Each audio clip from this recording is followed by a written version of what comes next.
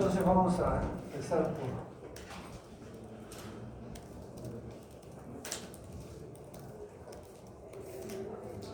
por primero el marco general, que es la investigación científica, y dentro de eso está la investigación epidemiológica, ¿cierto? Entonces, es la forma de obtener conocimiento acerca del mundo que nos rodea. O sea, la investigación científica se crea porque hay un desconocimiento de las características del mundo que nos rodea. Desde, qué sé yo, tiempos inmemoriales, donde no se sabía por qué salían los astros todos los días o de diferentes maneras, etc. Entonces, ese conocimiento, como no se tenía, había que buscar la forma para conseguir ese conocimiento. Y entonces aparece lo que es la investigación científica. La investigación científica aparece recién en los últimos años ya de desarrollo del hombre, no inicialmente. Bien, me refiero a la investigación científica como tal, ¿no? Con pasos, etc. ¿Cuáles son las etapas de la investigación científica? Perdón, faltaba decir que la investigación científica es lógica, mental y racional y objetiva. Pero es lógica mental. ¿Por qué es lógica? Porque no siempre lleva a lo cierto, pero tiene que tener una lógica, tiene que tener un fundamento lógico y mental. O sea, han descubierto muchas cosas que después ya no han sido ciertas, ¿cierto? ¿Por qué? Porque va cambiando el concepto, los conocimientos. Entonces, la investigación científica no siempre da los resultados que son ciertos de por vida, sino que en su momento, con las herramientas que se tienen, puede dar unos resultados, pero después va a ir cambiando. Pero tiene que ser siempre lógica, es racional, o sea, está dentro de los principios de la razón. Y es objetiva. ¿Por qué es objetiva? Porque es capaz de demostrarse con hechos. Y sirve para plantear y resolver problemas de investigación. Esa es la investigación científica. Etapas de la investigación: la planificación, la ejecución y la presentación del informe final. Por eso, en la investigación que ustedes han hecho, la primera fase, ¿cuál fue? Planificación. O sea, ustedes detectaron un problema, lo estudiaron, establecieron todas las pautas que iban a hacer durante la investigación. En la segunda fase ha sido la ejecución, o sea que han buscado los datos producto de su investigación, y finalmente para esta fase es la presentación y la preparación y presentación del informe final. Entonces, ¿qué es la planificación? Son aspectos teórico-metodológicos. ¿Qué investigar? El problema, cómo investigar, la metodología, etc. Aspectos organizativos, logísticos, por ejemplo, qué necesitamos para investigar, ¿no? Y pueden ser temporales, o sea, en el tiempo. Uno puede organizar su trabajo en el tiempo y además ver los recursos económicos que necesita. ¿Cuáles son las etapas de la investigación? Acá hemos visto etapas también, planificación, ejecución, etc. Pero aquí ya las etapas de la investigación se refieren a lo que ya se hace propiamente dicho, ¿no? El proyecto de investigación, es decir, el documento, el resultado de la planificación. Cuando hemos planificado, hemos presentado un proyecto, esa es la primera fase. Pero para esto han tenido que diseñar una propuesta metodológica, eso se llama diseño de investigación. ¿Cómo van a abordar el problema? La planificación tiene varias partes. Por ejemplo, el ámbito, el problema, la hipótesis, los objetivos. Hoy día vamos a trabajar todo esto. Después dejaremos el marco teórico, las variables, la metodología para la siguiente, porque esto ya es más fácil. Pero veamos, siempre hay problemas en esto. No se identifica bien el ámbito, ni los problemas de investigación, las hipótesis y los objetivos. Veamos acá. El ámbito. ¿Qué es el ámbito? Es el momento en que se lleva a cabo la investigación, el escenario en que se da una realidad y la población que está involucrada en el problema de investigación. ¿Se acuerdan cuáles eran las variables epidemiológicas? Persona, tiempo, lugar. ¿Ah? El tiempo, lugar y persona. Entonces, miren, fíjense, es el momento en que se lleva a cabo la investigación. ¿Qué quiere decir eso? Tiempo. El escenario en el que se da una realidad. ¿Qué es eso? Lugar. Y la población que está involucrada en el problema de investigación. Personas. Entonces, el ámbito, y esto les digo porque siempre vienen los que están haciendo ustedes, ¿por qué nos han pedido que pongamos el ámbito? ¿Qué es el ámbito? Entonces esto tienen que saber. El ámbito es el momento que se lleva a cabo la investigación, el escenario en que se da una realidad y la población. ¿Qué es una situación problemática? Siempre la investigación tiene que surgir de una situación problemática que describe el contexto general del problema de salud. Vamos a poner un ejemplo. Este es un ejemplo de diabetes. Entonces vamos a hacer un trabajo sobre diabetes. Entonces yo voy a ir dando el ejemplo como ejemplo, las características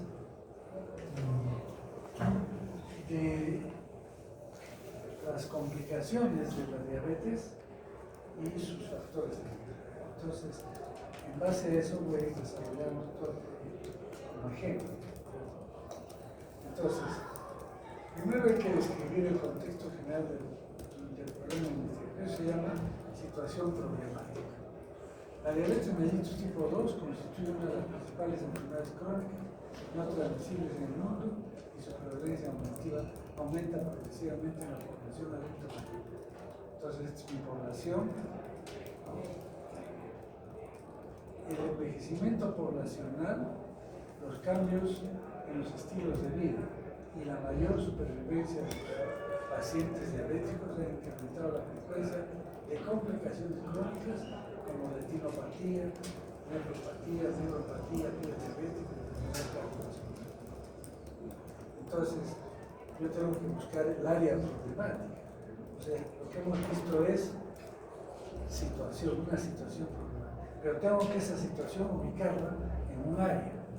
Y esa área problemática delimita específicamente el aspecto que se investiga. Entonces, ¿cuál es el área problemática? El área problemática se ubica en el campo de la salud pública, de la epidemiología de las enfermedades crónicas no transmisibles, de la geriatría, la diabetología. Es el área problemática. Planteamiento del problema de investigación. Entonces, tengo que ponerlo en un contexto el problema. La diabetes mellitus tipo 2 constituye uno de los principales problemas de la salud pública a nivel mundial y que afecta a un buen porcentaje de la gente, produciendo complicaciones como cardiovasculares, nefropatías, etc. Entonces, solamente estoy poniendo el inicio. Los adultos, ese es el otro tema. Adultos mayores representan un grupo particular vulnerable, lógicamente, que se caracteriza por tener cierto grado de, digamos, de deficiencia inmunológica y tipos de alimentación, etcétera, que nos lleva a esto, ¿no? En Arequipa existe una escasa información actualizada sobre las características clínicas y epidemiológicas de estas complicaciones en adultos mayores, lo que limita la planificación de estrategia preventiva y de control. Puedo seguir escribiendo acá, pero miren, estos 3 puntos son importantes. Primero, cómo es el tema a nivel mundial y es un problema de salud pública. Segundo, a quienes afecta principalmente a adultos mayores. Y en Arequipa, ¿por qué lo estudio en Arequipa? porque probablemente hoy esto ya está estudiado en otros sitios, pero en Arequipa existe escasa información. Esto es lo fundamental para poder empezar a buscar un problema de investigación. Entonces, hay unas orientaciones que nos permiten identificar un problema de investigación. Por ejemplo, vacíos de conocimiento. En este caso que hemos visto que en Arequipa no se conoce bien sobre los factores asociados a las complicaciones de la diabetes, entonces es un vacío de conocimiento. O de repente se conoce, pero no bien, entonces hay insuficiente conocimiento. O puede ser que hay contradicciones, unos dicen una cosa y otros dicen otra cosa. Entonces eso amerita una investigación. También hay que tener en cuenta necesidades operativas. Quiere decir que, por ejemplo, antes no se podía estudiar varias cosas, ahora sí hay posibilidad de investigar con nueva tecnología, ¿no es cierto? Hay nueva tecnología para identificar estos problemas de diabetes. Y finalmente, hay también condiciones del tiempo y lugar a que hay. Entonces, estos son orientaciones que nos permiten identificar el problema. Entonces, vamos a ver. Vamos a ver. Estas son las orientaciones. Ahora veamos criterios. Criterios del problema de investigación. ¿Qué criterios tenemos que tener para identificar un problema de investigación? Tiene que haber relación entre variables. Siempre un problema establece relación entre variables. Eso es importante, porque si no hay variables, ¿qué vamos a estudiar? ¿No es cierto? Por eso que hacemos la operacionalización de variables frecuentemente en este tema. Luego tenemos que se formula en forma de pregunta. Es mejor porque nos permite contestar a esa pregunta mediante la hipótesis. Posibilita pruebas empíricas de las variables.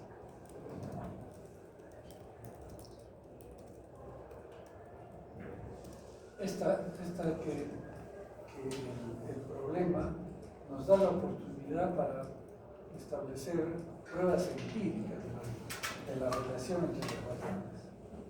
Y finalmente expresa una dimensión temporal y espacial. Entonces estos son los criterios que tiene que tener un problema de investigación: relación entre variables, en forma de pregunta, posibilita prueba empírica de las variables y expresa una dimensión temporal y espacial. Entonces vamos a ver. Formulación de acá está ya. Después de todo lo que hemos visto, el problema en el ejemplo que estamos trabajando es cuáles son las características clínico-epidemiológicas y los factores asociados de las complicaciones de la diabetes tipo 2 en adultos mayores atendidos en el establecimiento de salud durante el año 2018. Vamos a revisar cosa por cosa. A ver, esto es criterios. Relación entre variables. ¿Hay relación entre variables? ¿Cuáles son las características clínico-epidemiológicas y factores asociados? De hecho, cuando estudiamos factores asociados, ¿qué hacemos? Comparamos variables, ¿no es cierto? De las complicaciones.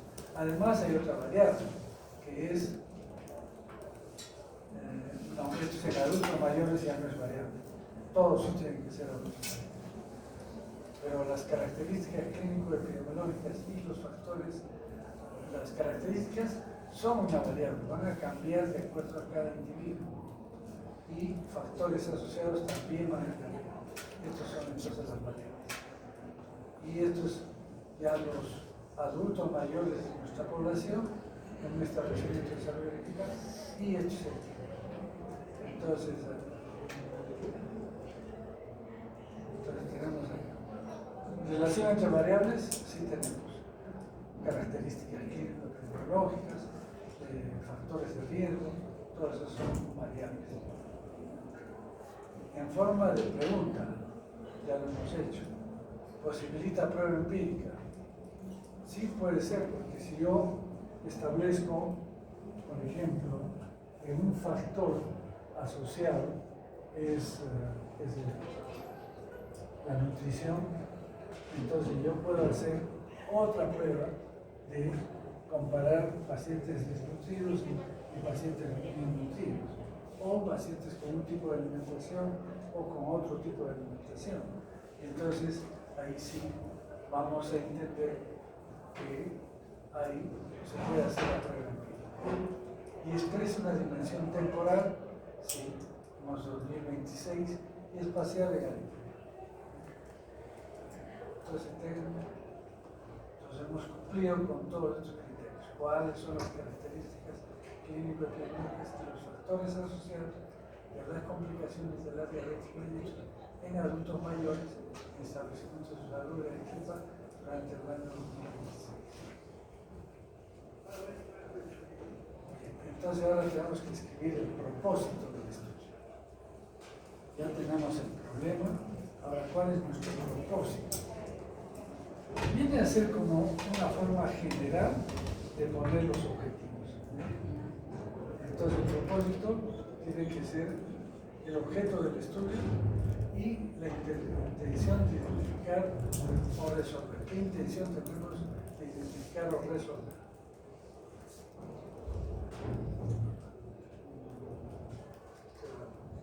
Este es el propósito del estudio. Establecer las características clínico-epidemiológicas de las complicaciones. Ya, este es un objeto. ¿Sí? Vamos a ver. Objeto del estudio. El objeto del estudio, ¿cuál es? Establecer las características y determinar los factores. Entonces, tenemos dos objetos. Establecer características y determinar factores asociados. Y luego, ¿qué más tenemos?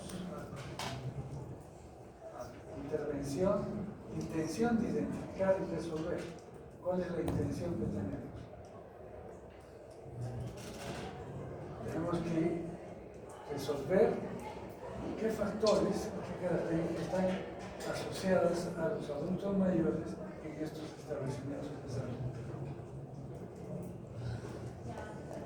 Bien. Entonces ese es el propósito. La justificación. La justificación, hay varios tipos de justificación. Justificación teórica. El estudio permitirá ampliar conocimientos sobre el comportamiento de las complicaciones diabéticas en adultos mayores de infancia, ¿cierto? Entonces hay una justificación teórica. ¿Por qué? Porque no se conocía bien cuáles eran estas características de las complicaciones. Justificación práctica. Los resultados podrán orientar programas de prevención, porque también voy a determinar factores de riesgo.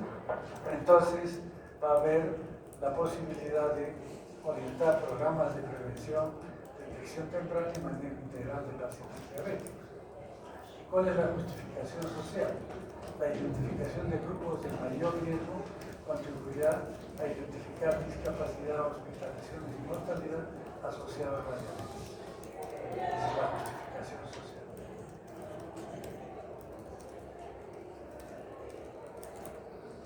Hipótesis. Respuesta teórica al problema. O sea, si el problema, ¿qué fue? Que fue un interrogante, ¿se acuerdan? Entonces, si el problema es un interrogante, ¿qué será la hipótesis? La respuesta a ese interrogante. Entonces, la respuesta, pero es teórica, en base a conocimiento nada más. Y la hipótesis también es la suposición de algo posible. Una hipótesis supone de algo posible, pero también puede ser imposible. Mi hipótesis puede ser que suposición de algo imposible, imposible para el conocimiento actual. Pero a mí se me ocurre y yo puedo decir, esto puede ser así. Cuando alguien viajó a la Luna, ¿quién se imaginaba? Es decir, eso es imposible, ¿cierto? Entonces, creo que ese es un ejemplo claro de que lo imposible en realidad cambia con el tiempo y con la tecnología. Entonces, una cosa que era imposible se puede convertir en posible para sacar de ahí una consecuencia. Esa es la hipótesis entonces. Entonces, ¿cuál será nuestra hipótesis? Tipos de hipótesis. Hay hipótesis descriptivas. Anticipan el tipo de variables que se espera encontrar en el fenómeno estudiado. Si yo, por ejemplo, digo que voy a estudiar factores de riesgo, ¿cuáles son factores de riesgo? Son variables. Y esas variables, digamos, si en la hipótesis yo pongo que tales y tales variables son factores de riesgo, estoy haciendo una hipótesis descriptiva, ¿no? Pero hay otras que son explicativas. Explicación de por qué se relacionan entre sí las variables. Entonces, yo puedo colocar algún factor de riesgo, por ejemplo, es el poco acceso que tienen los pacientes a una atención y un diagnóstico oportuno. Entonces, si es así, puedo explicar que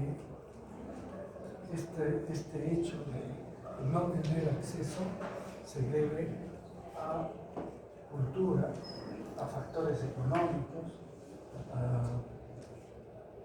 a problemas del sistema de atención de salud, etc. Entonces, ya esto me explica esos fenómenos. Correlacionales son asociaciones estadísticas. ¿Se acuerdan que no se puede decir, este es un estudio de correlación, salvo que se trate de qué variables? De razón. Entonces, las correlaciones generalmente son asociaciones estadísticas de variables de razón. Y las hipótesis de causalidad. Causa desde la variable independiente, el efecto, la variable dependiente. ¿Cuáles son las funciones de las hipótesis? Son guías de la investigación. Nos ayudan a hacer la investigación, nos permiten, nos orientan cómo hacer la investigación. Favorecen la descripción y la explicación. Esto ya es en la discusión del trabajo, la hipótesis ayuda a la descripción y explicación de este fenómeno. Permite la prueba de las teorías, claro, porque yo estoy aplicando una teoría para dar una hipótesis. Si esa teoría no dio resultado, quiere decir que esa teoría no está cierta. Y ayuda a sugerir o generar teorías.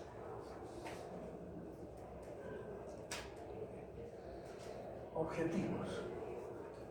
¿Qué son los objetivos? Son los resultados intermedios que se desea obtener para una respuesta final. Entonces, algunos colocan objetivo general y objetivos específicos. Entonces, el objetivo general casi es igual que el propósito, ¿verdad?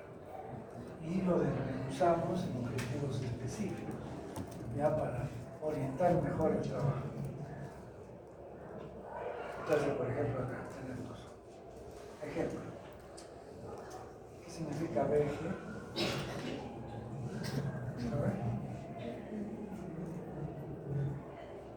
Significa verbigracia. ¿Y qué es verbigracia? Bien, objetivo general. Entonces, determinar las características clínico-epidemiológicas y factores asociados a las complicaciones de la diabetes mellitus tipo 2 en adultos mayores atendidos en el establecimiento de salud durante el año 2026. Este es el objetivo general. Como digo, casi es igual que el propósito. Y acá, los objetivos específicos, ya es otra cosa.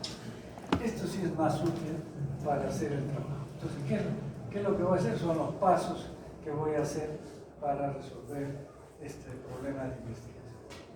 El primero dice describir las características sociodemográficas de los adultos mayores con diabetes mellitus tipo 2. Entonces voy a describir características sociodemográficas. Identificar las principales complicaciones microvasculares y macrovasculares adolescentes. En estos mayores que tienen diabetes mellitus voy a identificar principales complicaciones microvasculares y macrovasculares presentes. Porque si yo coloco en el primer objetivo determinar las características sociodemográficas de los adultos mayores con complicaciones de diabetes mellitus, ya no podría establecer comparaciones. O sea, ¿por qué? Porque acá tienen diabetes. De estos que tienen diabetes, algunos tendrán complicaciones y otros no. Entonces recuerden que siempre en epidemiología, ¿qué es lo que hacemos? Comparamos. Entonces, si yo parto ya de que todos tienen complicaciones, no voy a poder establecer factores asociados a las complicaciones. Tengo que tener dos grupos. Uno, que son diabéticos, que no tienen complicaciones, y el otro grupo que son diabéticos, que sí tienen complicaciones. Y los comparo en todas las características. Entonces puedo identificar las características principales de las complicaciones. Ese sería el segundo paso. Determinar el tiempo de evolución de la diabetes y su relación con las complicaciones. También, ¿no? ¿Cuánto tiempo tienen de diabetes? Si son activos, son crónicos. Evaluar el grado de control glucémico mediante niveles de hemoglobina glicosilada, ¿cierto? ¿Y por qué no se hace hemoglobina, glucosa en sangre? ¿Qué es mejor? Hemoglobina glicosilada. Mejor es la hemoglobina glicosilada, porque no solamente que es más exacta, sino que me dice aquellos que ya son diabéticos, aquellos que van a ser diabéticos obligatoriamente, y aquellos que no son diabéticos, o sea, normal. Bueno, entonces eso se hace. Determinar la frecuencia de factor de riesgo asociado a complicaciones de diabetes. Entonces acá, como a comparar, como ya tengo acá pacientes que tienen complicaciones y que no tienen, puedo establecer o determinar la frecuencia de factores de riesgo. Puedo establecer factores de riesgo. Identificar los factores asociados a la presencia de complicaciones crónicas. Este es determinar la frecuencia de factores asociados a complicaciones diabéticas. Y este es identificar los factores asociados a la presencia de complicaciones crónicas. Acá yo estoy buscando complicaciones crónicas, no solamente complicaciones, ¿no? Sino complicaciones crónicas. Puede eliminarse, sí, pero para ampliar el estudio se puede hacer. Bien, entonces esta es la primera parte. Yo quería mostrarles rápidamente para que vean digamos, el marco cómo se trabaja hasta toda la mañana. Yo no voy a estudiar porque en mi casa a las 7:30. Yo llego a mi casa, como y me duermo. Y otra vez a estudiar en la madrugada. No sé.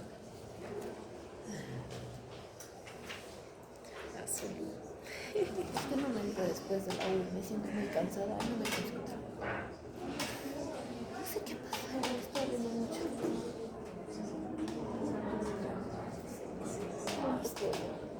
Esto es la primera parte. Ay.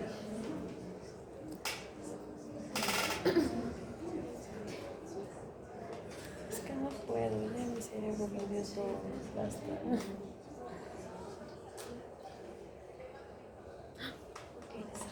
Voy a comenzar el momento.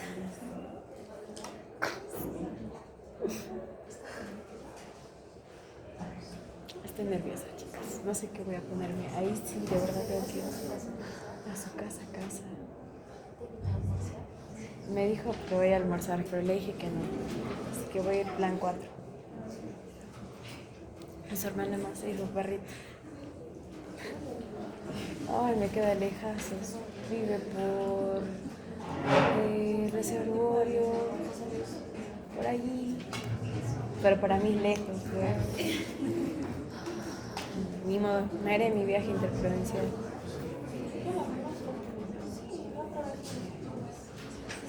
Si no te acuerdas, teníamos examen, ¿no? Saliendo fuiste. de Nutri de la fase pasada.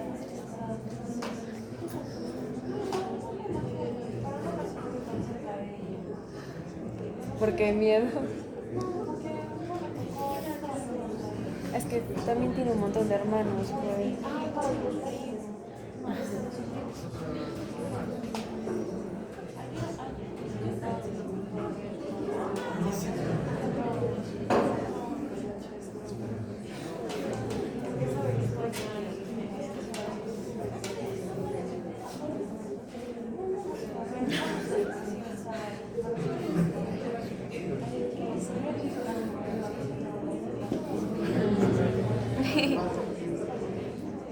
¿Qué? No. No, eso ya lo has hecho.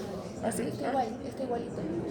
Ah, ya. Sí, Yo dije, igualito. no doy más. No, eso ya no. Esa diapositiva de introducción.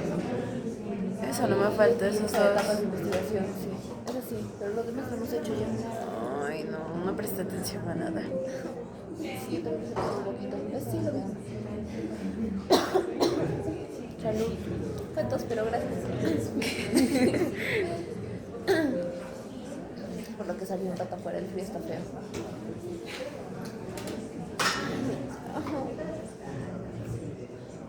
Creo que me he pensado, debe ser eso. Estrés. Sí. ¿Qué has dado? ¿Examen de qué? Todavía no he dado, es el miércoles. Ah, Pero son varios temas. ¿Qué mierda te gusta tarde? Recién estoy estudiando. yo esa carrera se me pasa pasada. No, pero igual has tenido igual estudiar. Ten fe, va a venir lo fijo, va a venir lo que han dicho. Siempre viene lo que dice. Ay, es que Una que otra se sacan de otro lado, pero poquito. Es que Miri para mí era como de clase hecha, clase estudiada, clase hecha, clase estudiada. Ya para cuando llegaba el fin de semana ya había estudiado todo. Que ahorita estoy como de. Me faltan dos temas todavía. ¿Cuántos? Dos. Y Ah, son, súper. pero son dos de los que han expuesto los chicos. Y son largos. Sí, Son sí. larguísimos. No me gusta que expongamos nosotros. Ahí están los criterios. En primer lugar, dirigidos a elementos básicos de Están los criterios. pues tenemos que estar, que a veces Ahí está. uno se entusiasma y quiere poner todos los objetivos necesarios. No, tenemos que dirigirlos a elementos básicos. Deben ser medibles y observables. Si yo no puedo medir algo, no puedo, digamos, establecer su valor para poderlos comparar, correlacionar, etc. Entonces deben ser medibles y observables. Por ejemplo, a ver, un objetivo es determinar la prevalencia de una enfermedad, ¿no es cierto? Entonces, si yo voy a determinar la prevalencia de una enfermedad, tengo que ser capaz de medir. ¿Cómo puedo medir? Tengo que saber si esa enfermedad tiene un diagnóstico preciso. Por ejemplo, puedo utilizar serología, exámenes directos, etc. O métodos directos o indirectos que me permitan decir que sí, realmente una enfermedad está presente o no en una enfermedad. Entonces yo tengo que medir ese aspecto de la posibilidad de estar seguro que tiene o no tiene la enfermedad. Porque si no pudiera medir su enfermedad, no podría completar como objetivo. Y tienen que ser observables, o sea, no solamente imaginativos, sino que en la misma población se pueden identificar. Tienen que ser claros y precisos. En ciencia lo que tratamos es que los objetivos sean tan precisos que yo al final del estudio diga si cumplí con los objetivos o no cumplí. No es que sí pudiera cumplir o tal vez hubiese podido cumplir, no. Aquí tiene que ser que se cumplió o no se cumplió el objetivo. Entonces, eso es importante para valorar el estudio. Entonces, los objetivos tienen que ser claros y precisos, no que se presten a confusión. Tienen un orden metodológico. Por ejemplo, si yo digo, voy a establecer factores asociados de alguna enfermedad. Entonces, ¿cuál es lo primero que tengo que determinar? Son las características que tienen los pacientes que tienen enfermedad, una determinada enfermedad, y los pacientes que no la tienen. Entonces, voy a primero determinar características de las personas enfermas. Determinar, en segundo, las características de las personas sanas. Y tercero, ¿cuál sería? Comparar esos dos valores de las personas sanas con las enfermas. Entonces tiene un orden siempre, un orden metodológico. Y otra característica que ya ustedes lo saben, se expresa siempre en verbos y infinitivos. Determinar, establecer, cuantificar, etc. Esa es la característica de los criterios objetivos.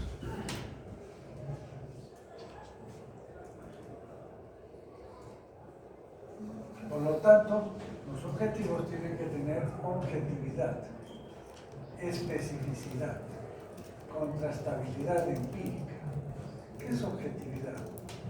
Que sean verificables directamente, ¿no? Especificidad, que estén referidos a un solo problema. Un objetivo tiene que ser específico, porque si no se refiere a varios problemas, ya es mejor separar los objetivos. Si un objetivo está diciendo voy a hacer esto y más esto y más esto, no, eso me va a crear confusión. Cada objetivo tiene que tener una especificidad. Contrastabilidad empírica, que yo puedo demostrar que ese objetivo que lo cumplí puede ser, digamos, probado empíricamente, que debe tener solución. Este es un tema interesante porque a veces uno se pone a hacer una investigación y se plantea como objetivo, qué sé yo, una cosa difícil de alcanzar, ¿no? Por decir que voy a determinar los niveles de radiación en las personas, radiación atómica en personas que están expuestas a que tienen una enfermedad. Entonces, a ver, podría ser, ¿cuántas personas tendría que estudiar si yo quiero estudiar aquí en Arequipa, que estén expuestas a radiación nuclear? ¿Habrá personas? Es probable. Pero habrá una o dos, ¿no? Entonces, yo puedo poner como objetivo eso, determinar la radiación atómica en las personas del estudio. Pero de repente no va a haber ninguna persona genéticamente. Entonces eso no tengo que considerar. Entonces, tener soluciones claros y precisos ya hemos visto. Observables empíricamente, que tenemos que tener pruebas para demostrar que se pueden cumplir el objetivo. Establece relación a las variables del estudio, ya hemos visto, y son expresados en forma de pregunta. No, el objetivo no puede ser expresado en forma de pregunta. El objetivo es un hecho, por ejemplo, no es expresado con verbos y asociación.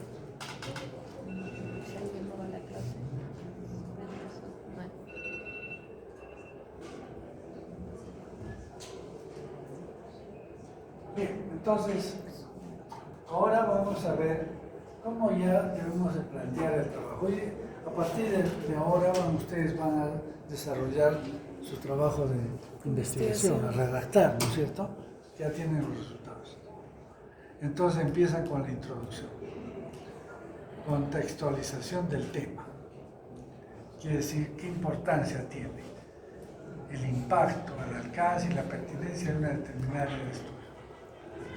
Es decir, cuando uno empieza a redactar un trabajo de investigación, tiene que demostrar que ese trabajo es importante, porque si no nadie lo va a leer, ¿no es cierto?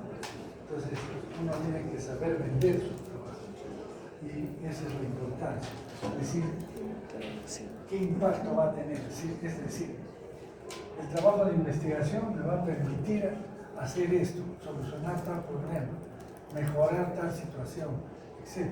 Entonces, ese impacto es importante. El alcance se refiere a los grupos a los que va a afectar o que va a incidir en qué grupos.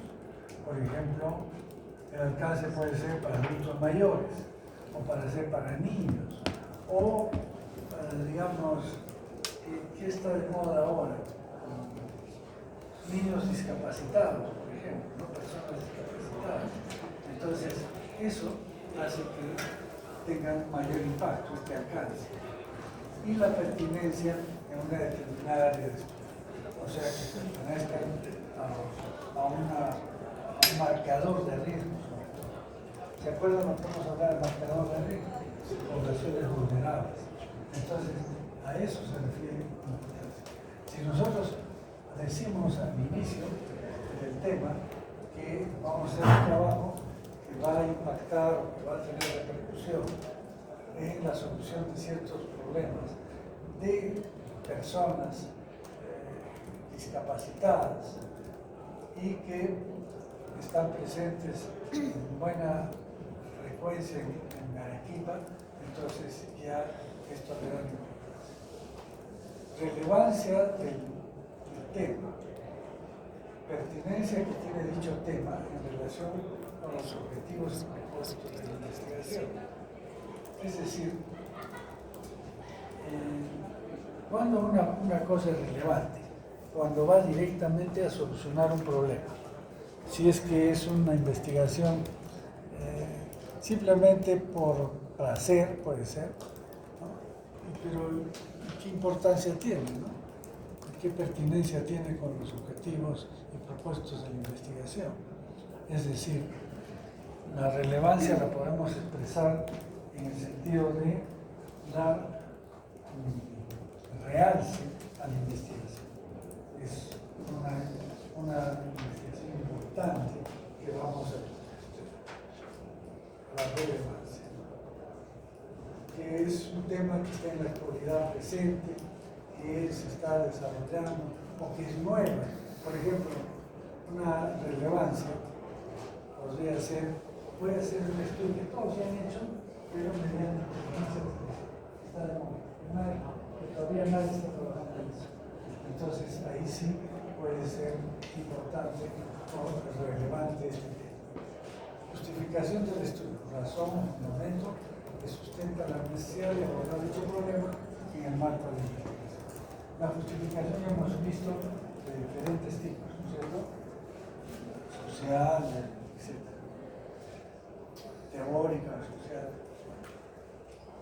Luego, después de la contextualización todo esto va en la introducción, ¿no? Después de la contextualización del tema, entramos al problema de investigación, luego a los objetivos y la estructuración del trabajo. Entonces, a ver, en la introducción, ¿qué es lo que tenemos que tener? Contextualización del tema. Ya planteamos ahí un poco de teoría, vendría a ser la contextualización del tema. Luego viene lo que es el problema de investigación. Pero el problema de investigación tiene sus partes. Uno es el planteamiento del problema, es decir, qué situaciones se están dando para que aparezca este problema de investigación. Es diferente la formulación. El planteamiento es que dentro de un contexto encontramos un problema que se desconoce o que hay contradicción, etc. Pero esto no es la formulación del problema. La formulación del problema, ¿cómo es? Mediante un interrogante, de forma precisa. Entonces, el planteamiento del problema es dentro de un contexto teórico que nos identificamos qué es lo que está fallando ahí para que sea problema de investigación. Y luego viene el planteamiento del problema. Después ya hemos visto los objetivos del estudio. Entonces vamos a ir a la etapa de la investigación en sí. Esto ya han hecho ustedes en su trabajo. Primero, recolección de datos. La recolección de datos, ¿qué es lo que han hecho? Entonces, hay una recolección de datos, vamos a recolectar la información. Después, en esta fase, ya ustedes tienen que hacer la presentación de esos datos. ¿Y cómo se hace la presentación de los datos? Se hace en forma tabular o de gráficos, ¿no es cierto? Para que sean más visibles. Entonces, eso es la presentación. Análisis e interpretación de la información. O sea, si han hecho, ya tienen las tablas, ¿no es cierto? Han presentado los gráficos también. Entonces, ¿ahora qué les queda? Análisis e interpretación de la información. Tienen que aplicar las pruebas estadísticas, etc. Y luego viene la conclusiones y recomendaciones. Esa es la ejecución. Ahora, la preparación del informe final.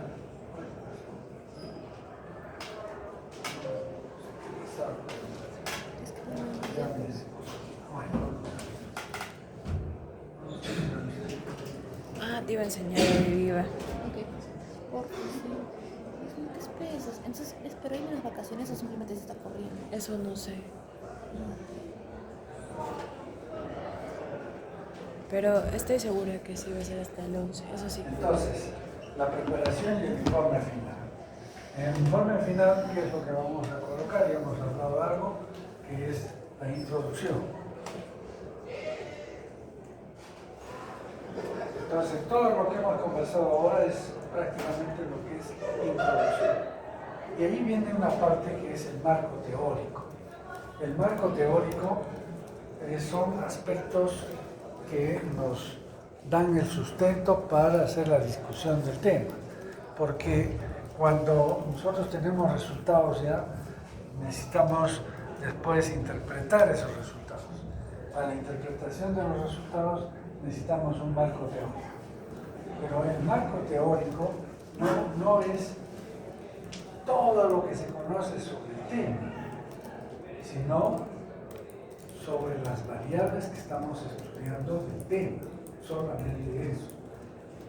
Entonces el marco teórico ya está dirigido al estudio de las variables que entran en el estudio, no todo el tema. Por ejemplo, de redes, no voy a estudiar todo el marco teórico de redes, ¿no? Sino ya, por ejemplo, lo que hemos estado avanzando era las complicaciones, etc. Los adultos mayores, qué características tienen, etc. Eso es, entonces, digamos, el marco teórico. Después del marco teórico viene lo que es la metodología. Y entonces en la metodología es lo que ustedes ya también han hecho, ¿no es cierto? Entonces, lo primero es mi población de estudio. Entonces es necesario colocar la población de estudio. Primero el universo, de dónde sale esa población. Luego la población blanco, o sea, de dónde está. Uno, el universo. Por ejemplo, si voy a estudiar mujeres, ¿cuál será el universo? Todas las mujeres. Pero de ellas voy a utilizar o trabajar solamente con mujeres en edad reproductiva. Esa vendría a ser población blanco, ¿no es cierto? Y de eso ya mi población de estudio. Entonces tenemos tres puntos fundamentales. Universo, Blanco. población blanco y población de estudio. Esos tres aspectos se tienen que tener presente. Luego, sí. Claro. Entonces, pero la población de estudio ya puede ser una muestra, que ya tendría que hablar de la muestra en sí. Entonces, cuando yo hablo en esa población de estudio, voy a tomar de esa población una muestra. ¿Por qué? Porque no puedo trabajar con toda la población. es cierto? Es muy grande. Entonces tomo una muestra. Pero si yo le hago esa muestra en forma aleatoria, va a significar que los resultados de esa muestra se pueden extrapolar a la población de estudio. Si es que esa muestra no es estadísticamente significativa, no es aleatoria, sino por conveniencia, etc., entonces, ¿qué va a resultar? Que no voy a poder dar los resultados que he obtenido, extrapolarlos a la población. A ver, por ejemplo, hagamos una. Mi universo son los estudiantes de primaria, básica regular, básica regular, ¿sí? No sé, tienen todos los estudiantes, ¿ya? Ese es mi universo. Pero yo quiero estudiar, mi población blanco va a ser, por ejemplo, solo las niñas, el estudio solamente de niñas. Entonces, ese ya es mi población blanco. Y de ese blanco voy a establecer, por ejemplo, mi población de estudio. Entonces, mi población de estudio van a ser niñas que están entre 10 y 17 años. ¿Por qué? Porque voy a estudiar sobre papilomavirus. ¿Ya? Entonces, mi población es de 10 a 17 años. Esa es mi población de estudio. Pero no puedo estudiar a todas las niñas de Arequipa, ¿no es cierto? Porque son muchas de esa edad. Entonces, ¿qué hago? Tomo una muestra.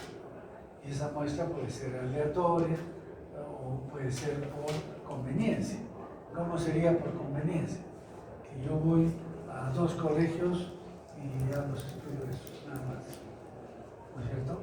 Pero si yo hago un muestreo de todas las niñas de esa edad y las establezco por números y las busco y a esas hago, si es un estudio probabilístico, aleatorio, entonces los resultados que obtenga allí van a servir para decir de todas las mujeres en esa edad qué características tienen. Por ejemplo, prevalencia de vacunación, ¿no es cierto?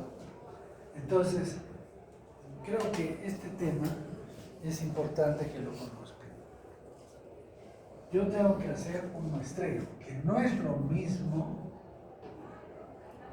que establecer un tamaño de muestra. Por ejemplo, ya tenemos nuestra población de estudio, niñas de 10 a 17 años, esa es mi población de estudio. Y digamos que son 10.000.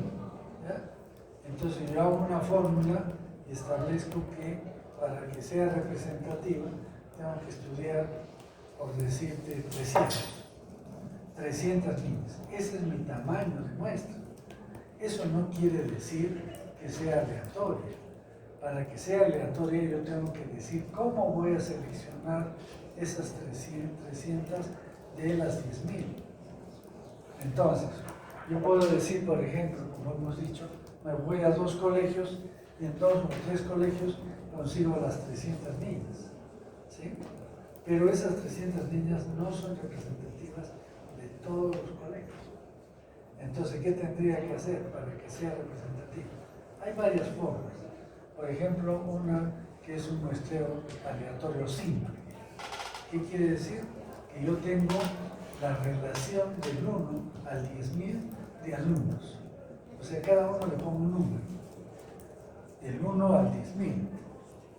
Y entonces voy a la computadora y busco números aleatorios.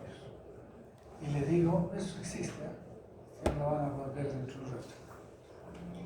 Le piden números aleatorios, o sea, necesito 300 números aleatorios de los 10.000.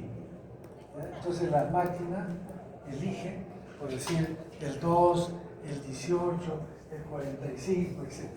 Eso lo hacen en forma aleatoria. Hay una máquina o un programa de números aleatorios, ¿no es cierto? Entonces me elige esas 300 por números aleatorios. Pero para eso yo tengo que tener la relación de los alumnos que de todos los alumnos, de los 10.000. Si no, no podría hacer un muestreo aleatorio. Pero hay otro muestreo que puede ser por conglomerados. ¿Ya? Entonces, ¿qué significa? Que ya no tengo 10.000 alumnos, sino que tengo 300 colegios. Entonces, si tengo 300 colegios, entonces puedo hacer un muestreo de los colegios y elegir, por decir, 30 colegios. ¿Ya? 30 colegios, pero por sorteo, porque ya tengo la relación de los 30 colegios, no, 300 colegios. Tengo del 1 al 300. Hago un sorteo y elijo 30 colegios. Entonces ya voy a esos 30 colegios. ¿Y cuántos voy a buscar en cada colegio? ¿No? De esos 300 colegios, voy a elegir 30 colegios. ¿Sí? Pero yo necesito 300 niñas. Entonces, ¿cuántas niñas por colegio? 10. Ese es nuestro multietápico.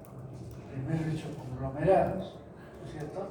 Después, ahora, tengo que hacer muestreo aleatorio simple. Porque esas 10 que de cada colegio no pueden ser las que yo elija, sino como ya es más fácil en el colegio, digo, deme la relación de todos los alumnos que están entre 10 y 17 años. Entonces me da una relación que es más pequeña y ahí le pongo números aleatorios y de ahí me escojo 10 niñas. Eso también es muestreo polietápico, pero que corresponde a un muestreo aleatorio. Por lo tanto, sus resultados fueron extrapolados a la población en general. Entonces, repetimos este tema. Primero, tenemos que determinar el universo, luego la población blanco y después la población de estudio. Después, ver la muestra. Y esta muestra va a ser, primero, el tamaño de la muestra, por una forma. Y luego, ¿qué tipo de muestreo va a hacer para elegir a esas 300 personas que me salió del tamaño de muestra? Y para eso tengo que tener muestreo por conglomerados, por estratos o muestreo aleatorios. Solamente en esa situación es posible extrapolar los datos. Entonces, cuando yo termine el estudio y ha sido aleatorio, digo, la prevalencia de, que se llama, de vacunación en niñas de 17 años, de 10 a 17 años, de Arequipa, está, ¿no es cierto? Pero no será, por ejemplo, si yo encontré las 300, he encontrado que el 15% es, tienen, no, 80% se han vacunado, ¿ya? El 80%. Entonces yo digo eso en la muestra. ¿Cuánto será en la población? ¿80%?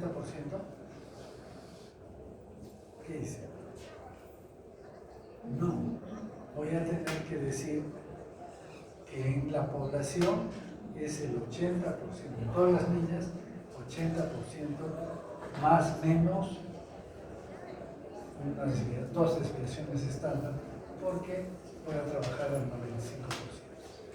O sea, el resultado de una muestra no me da exactamente el resultado en la población, sino con un intervalo. ¿Por qué? Ya ustedes saben por qué. ¿Por qué será? Un error de muestreo. Siempre un error de muestreo. Entonces, al haber error de muestreo, yo tengo que decir que en la población general el valor de la prevalencia va a ser tal, pero con una variación de más o menos tanto. que para trabajar al 95% de competencia. ¿Está claro? Bien. Entonces, eso es lo que corresponde a la población de estudio, ¿no es cierto? Con la muestra, todo. Luego vamos a ver la metodología que empleamos. Y la metodología parte, en primer lugar, del diseño. ¿Qué diseño voy a utilizar? Entonces, tendré que ver si yo voy a hacer un estudio descriptivo primero o analítico. Descriptivo, analítico o experimental. Eso ya tengo que definir. Si es descriptivo, a veces no necesita hipótesis. Es bueno que sepan eso. Los estudios descriptivos no siempre se puede poner de hipótesis, pero si no lo quiero, no lo pongo. Por ejemplo, si digo, voy a determinar la prevalencia de esto que estamos mencionando, ¿cuál sería mi hipótesis? Que es más o menos 50, no tiene sentido. Es un poco adivinar, ¿no? Pero si yo tengo dos variables y va a ser analítico, yo voy a decir, sí, esta variable influye sobre la otra. Eso se puede hacer. Pero en los estudios descriptivos, generalmente no se debe de poner una hipótesis, ¿no? Pero si no, sí hay que poner una hipótesis. Pero entonces tenemos, si es un estudio descriptivo, si es un estudio analítico y si es un estudio experimental. Ese diseño tiene que estar claramente especificado, porque tiene diferente metodología. El estudio descriptivo, el estudio analítico y el experimental. Entonces ya tengo que poner el diseño. Luego tengo que ver el aspecto de los métodos que se van a utilizar. ¿Qué métodos se pueden utilizar? Una, para obtener los datos. Por ejemplo, yo puedo utilizar una encuesta, ¿no es cierto? O puedo utilizar una entrevista. Y aquí hay algunas diferenciaciones. Por ejemplo, la encuesta yo la puedo hacer mediante una entrevista. O puede ser mediante un cuestionario. ¿Qué significa esto? Si yo, por ejemplo, digo, voy a hacer una encuesta de opinión, y entonces la puedo hacer con entrevista. O sea que yo voy con mi ficha y a cada persona le pregunto y contesto. ¿Cuándo se hace eso? Se hace cuando, por ejemplo, voy a hacer una encuesta en niños o en personas que no tienen una cultura muy alta, ¿no? Entonces no entienden las preguntas, o puede ser que sean analfabetos, entonces no puedo mandarles un formulario. Pero si son personas adultas que ya tienen cierto grado de educación, entonces yo le puedo hacer eso mediante un cuestionario. ¿Y qué es? Mediante un formulario. Entonces el formulario, eso se lo envío por internet y ellos lo leen y lo contestan, ¿ya?